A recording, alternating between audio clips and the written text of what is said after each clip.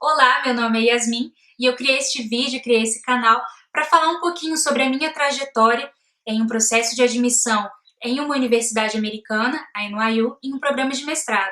E várias pessoas vieram me perguntar, tirar dúvidas, e eu falei, por que não criar um vídeo que vai poder atingir mais pessoas, e mais pessoas também conseguirão talvez se identificar um pouco com a minha história, como é o processo seletivo, e a gente consegue difundir ainda mais esses conhecimentos, o que eu acho muito importante. Bom, meu nome é Yasmin, eu tenho 24 anos, eu me formei em Direito tem 2 anos, e nesse meio tempo não, desde o finalzinho da minha graduação, eu vim querendo estudar fora. E por que eu quis fazer isso, né? Bom, eu lembro que desde os meus 14 anos, eu sempre gostei de coisas de simulação das Nações Unidas. Eu tenho muitos amigos ainda daquela época, e eu sempre gostava de representar um país, representar a sua cultura e entender um pouquinho da sua política externa.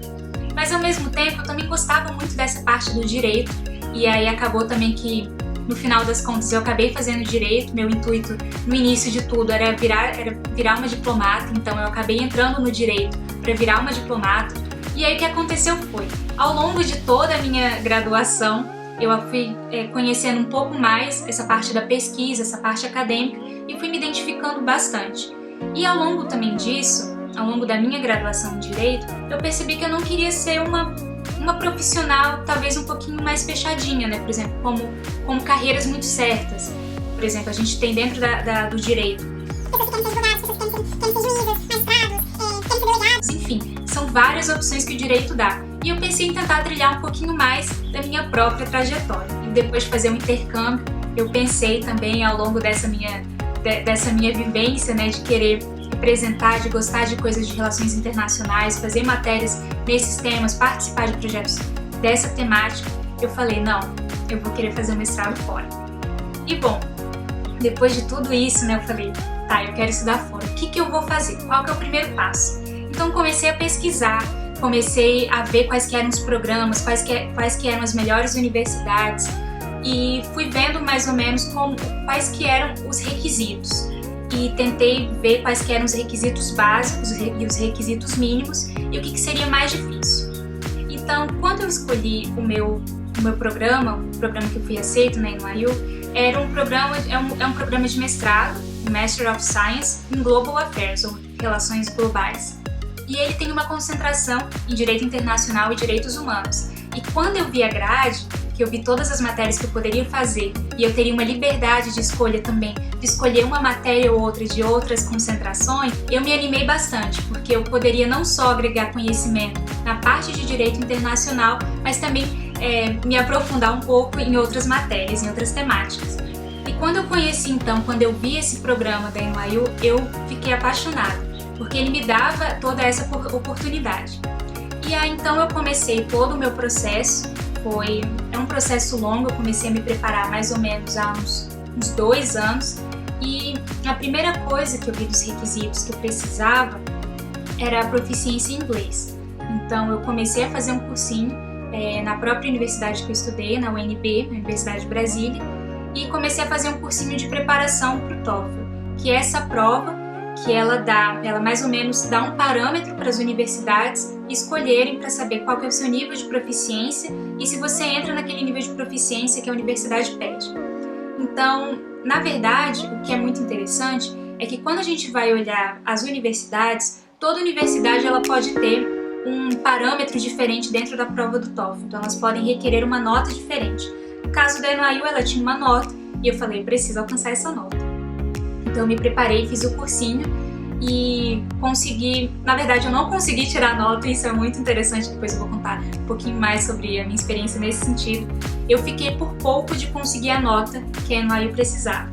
E aí por causa disso eu basicamente posterguei 2 anos a minha aplicação, mas no final das contas não fez muita diferença, porque o que eles falam é que a nota, às vezes se você tira um pouquinho abaixo, o seu currículo pode compensar.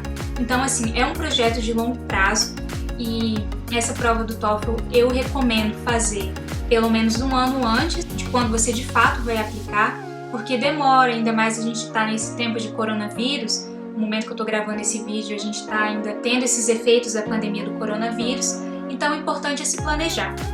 E aí, dito isso, eu comecei a pesquisar que além do nível de proficiência, da prova de proficiência do TOEFL, algumas universidades requerem o GRE ou GMAT ou GMAT em inglês, que são outras provas também focadas para alunos que querem entrar em programas de mestrado ou doutorado. No caso da NYU, isso não era um requisito obrigatório, então se a universidade pedisse, você poderia enviar. No meu caso, eu falei, não, já tenho a prova do TOEFL, vou me preparar só para ela. E aí, além dessas provas de proficiência, você precisa de 2 cartas de recomendação, de uma carta que seria uma carta de motivação, além de toda a documentação do meu histórico escolar, de preencher um formulário dentro do sistema da NYU. Eu ainda tive que conseguir também o meu histórico da universidade da faculdade que eu estou fazendo a minha pós-graduação e traduzir. Então, assim, é um processo longo e precisa de muita preparação e de muita paciência, porque é muito documento.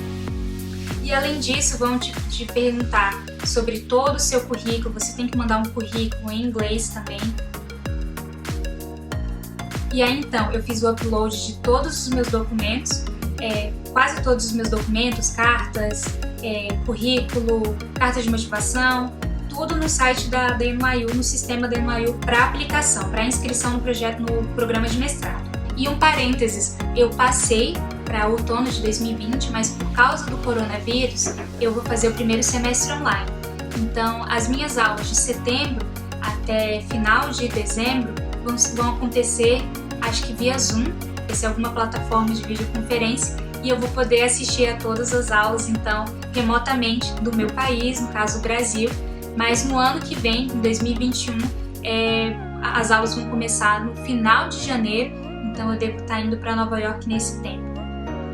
E essa então foi mais ou menos a minha trajetória, de como foi a minha preparação. Foi uma preparação longa, mas valeu super a pena, porque agora eu passei num programa, em uma universidade que eu sempre quis estudar. Eu estou muito certa da minha escolha e eu estou muito, muito feliz de tudo, da forma como aconteceu.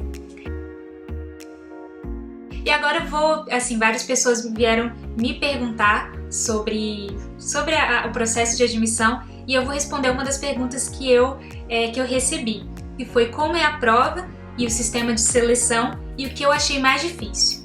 Bom, não tem de fato uma prova, por exemplo, a gente não tem para o programa de mestrado, não tem uma prova específica como um vestibular. Na verdade, toda universidade vai ter os seus requisitos e pode mudar ou não, mas em geral são muito parecidos. E no programa que eu fiz, o programa de Global Affairs, esses documentos, esses requisitos eram muito parecidos, inclusive a nota do TOEFL.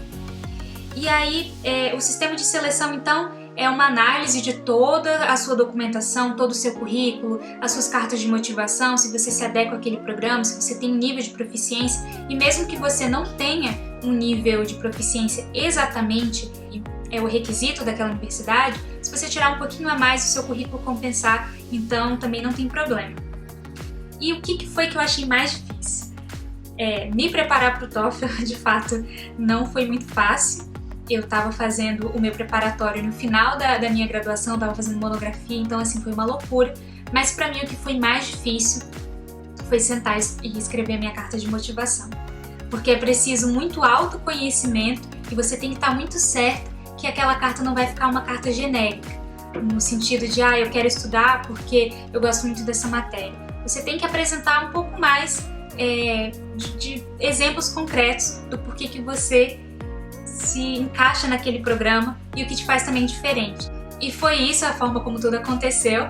Muito obrigada por assistir a esse vídeo. Eu vou continuar dando dicas para vocês, porque foram várias perguntas, várias pessoas vieram falar comigo, tanto no Instagram, tanto no LinkedIn e outras redes sociais, sobre o meu processo, e eu quero muito poder ajudar outras pessoas a chegar a conquistar um sonho também de estudar fora e tentar se programar, tanto de uma certa forma com o planejamento do processo de admissão, mas também os custos que são envolvidos, porque não é um processo muito barato, ainda mais com esse dólar a quase R$5. Então é isso, continue me acompanhando no canal e fique atenta a todas as as informações que eu vou dar e também um pouquinho da minha trajetória, quem sabe já também nos Estados Unidos, em Nova York. E qualquer dúvida, só perguntar. Muito obrigada!